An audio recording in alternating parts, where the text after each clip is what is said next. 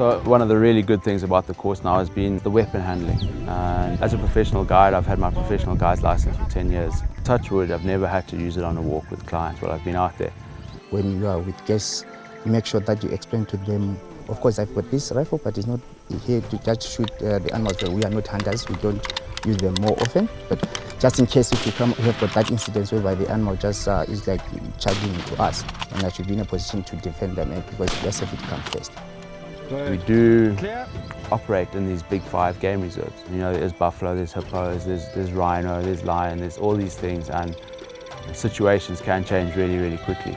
So when you have these courses, it is a really good thing to have. It just keeps us sharp with our skills, with our weapon handling. It's fantastic if we can go through our careers without ever having to use it.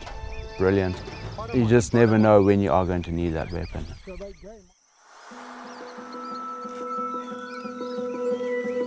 So, you know, when we're doing the approaches, you know, especially to elephants, you can't just like stand far away from that elephant. Like maybe, for example, I take my clients and then I stop at like 150 meters before the elephant. There's nothing that that person will enjoy. It's too far, you see what I mean? 99% of our guests that come through here are here for one thing, and that is to appreciate the wildlife. For me as a walking guide, I think the best way is being able to walk into a situation, approach an animal, sit there, being able to observe the animal and then back away from that without actually that animal even knowing you've been there.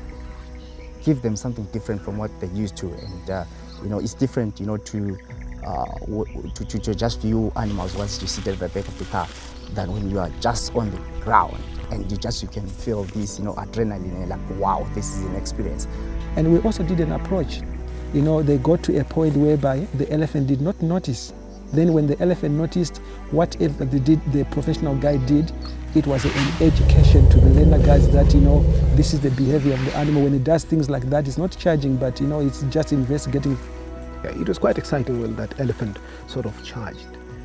Obviously, we've been learning quite a lot, and we learned about signs, warning signs, and we learned about, you know, attack sort of signs. And when I saw that happening, you know, those sort of mock charge warning signs, that's exactly what happened. You know, the elephant camp opened his ears and kicked dust. You know, that's a sign to say, please stay away, and that's exactly what happened. So I felt safe.